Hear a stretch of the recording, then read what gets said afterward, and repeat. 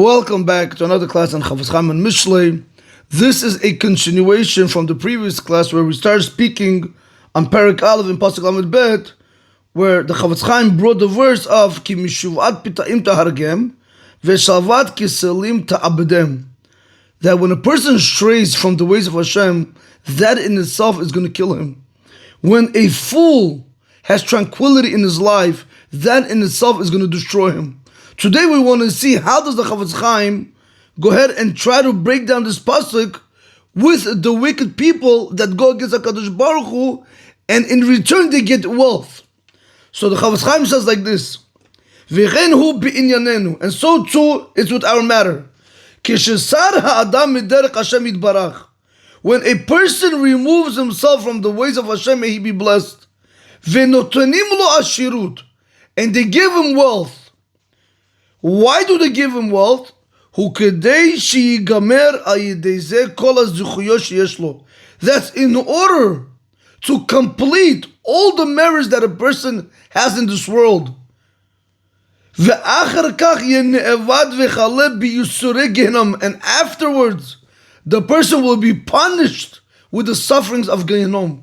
He's going to be completely destroyed. That's exactly like the story with the nobleman, where they were singing before him, right before they were going to hang him.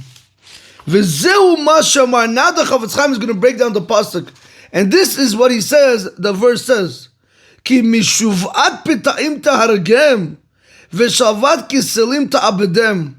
Watch this, Rabotai. Ve'hakavana, and the kavana, the intention of the pasuk, you have to learn like this.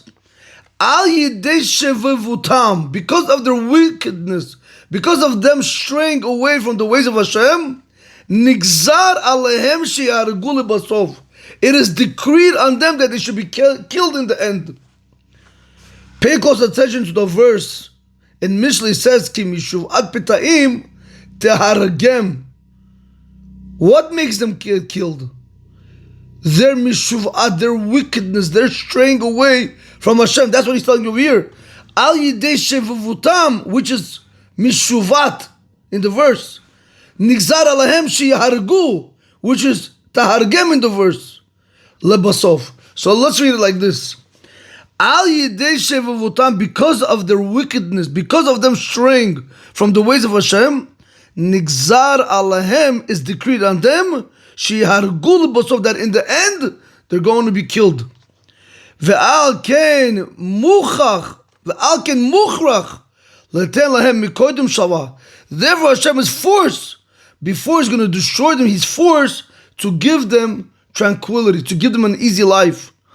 How do we see that in the verse? Because the pasuk says, Ki mishuvat pita'im tahargem ve'shalvat. How did ve'shalvat come inside there? That's what the Chofetz Chaim is telling you. Since the HaKadosh Baruch Hu has to destroy him in the end, before he's going to destroy him, he has to give him shalva.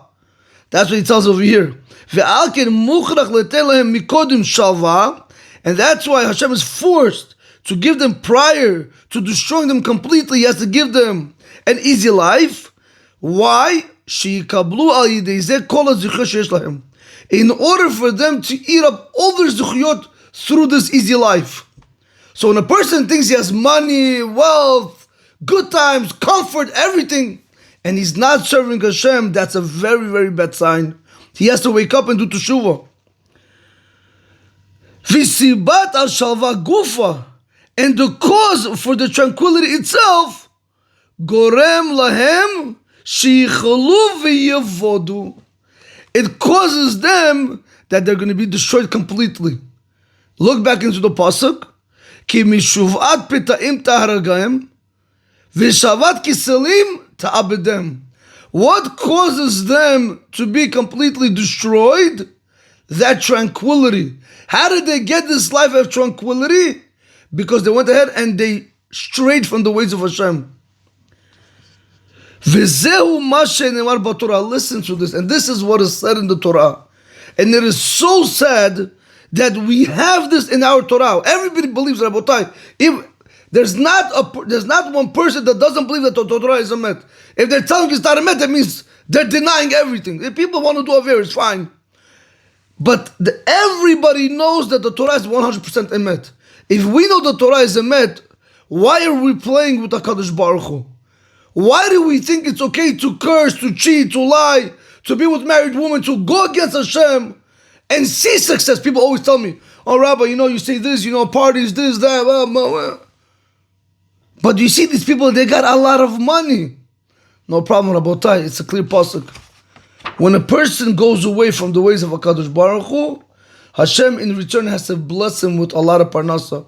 In order for him to eat up all the zuchiyot, if he has mitzvah or Torah here, that parnasa that he gets in return for the wickedness is going to go ahead and consume all the merits that he ever did. Why? In order, in the end, HaKadosh Baruch Hu should destroy him completely in the next world. So it's not, don't look at them, oh Rabbi, look, they're doing everything against Hashem and they have money. Just the opposite. In the end, Rabotai, they're going to be completely destroyed. Nobody waits till the end. Wait till the finish line. The finish line will say everything. People don't realize. They look at, now you see people that go mamash against HaKadosh Baruch Hu. They make an Instagram account, Facebook, whatever, they have all these things. They make reels and videos. Excuse me. Openly they go against Hashem. And what do you think? These people, nothing's going to be with them? It's only the beginning. Hashem, on the contrary, is making them successful. He's giving them everything. Because maybe they did a mitzvah or they learned Torah one time in their life. He doesn't want them to have zuchiyot in the next world. So he gives them everything in this world. So he can completely destroy them in the next world. These people that you see that go against HaKadosh Baruch Hu, Rabotai, you gotta daven that HaKadosh Baruch Hu should open up their minds so they should do teshuvah. Because if not, there won't be an afterlife for them, meaning because they're going to be completely destroyed in Gehenna, Rabotai. Instead of gaining and getting a greater Olam Haba in the next world, for that's what he came down for. He's going to suffer for eternity. Can you imagine? Rabotai, excuse the language, what an idiot!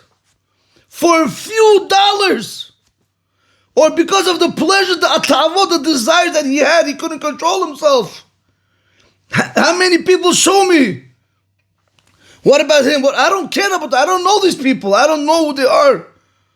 But when you look and you see a person going against Hashem, know that that is his end. In the next world, he's enjoying the temporary life. But he's going to suffer for eternity. And you look at these type of people. But you, on the other hand, that goes with Hashem, even when it's hard. Yeah, it might be, I don't want to call it chas v'shalom suffering, lo'leinu. It might be hard in this world, but it's only temporary. But in the next world, you're going to have Olam Haba for eternity. Rabotai, put it on the scale, see what's more important. Are these low lives important? They're not important, Rabotai. Look what the Torah tells us. Live by the Torah, not by what the people's opinions are. Listen what it says in the Torah. And this is what's stated in the Torah. Who's going to argue against this?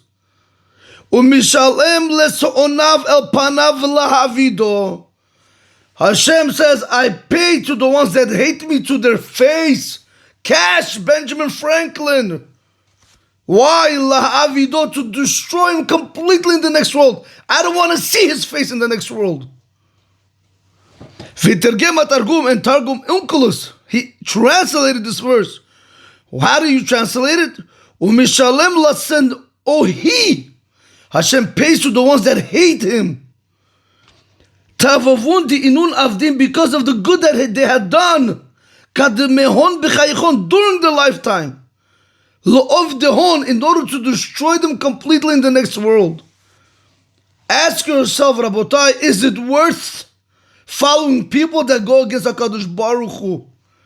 Or it's better to go after people that bring you closer to HaKadosh Baruch Hu? What do you think? Rabotai, I want you just one time just to picture something in your mind. Take a child when he's small and continue going up. Say right now he's one day old, 10 years later he's 10 years old, I get 20 years old, continue going with him. Imagine these people that are going against HaKadosh Baruch Hu. Let me ask you, when they're going to be 80 years old, let's say if they make it till 80, or maybe 90, whatever it is, when they're going to be bedridden because they're not going to have the strength to eat, they're not going to have desires to be with women, they're not going to have the strength to go ahead and use all the money that they have, and they're going to be bedridden, they're going to be frail and old and skinny, lying in their bed waiting for the angel of death to come. I ask you, what is better? To be like those people that are waiting for the angel of death, and from them nothing's worth and they can do nothing with their money? Or better to be a person that now you take yourself into your hands and you start changing, learning Torah. So when you become that old guy, 80, 90, 100 years old, and it's hard for you to eat, and it's hard for you to have relations, and you can't use your money anyway, but what are you going to have in front of you? You're going to have in front of you the Gemara. You're going to put it in front of you, Rabotai, and you're going to learn Torah, and you're not going to bother nobody, and you're not going to be a burden on nobody. Ask yourself, what's better? To follow the ways of the secular people that go against HaKadosh Baruch Hu, or to follow the ways of the religious people that go with HaKadosh Baruch Hu?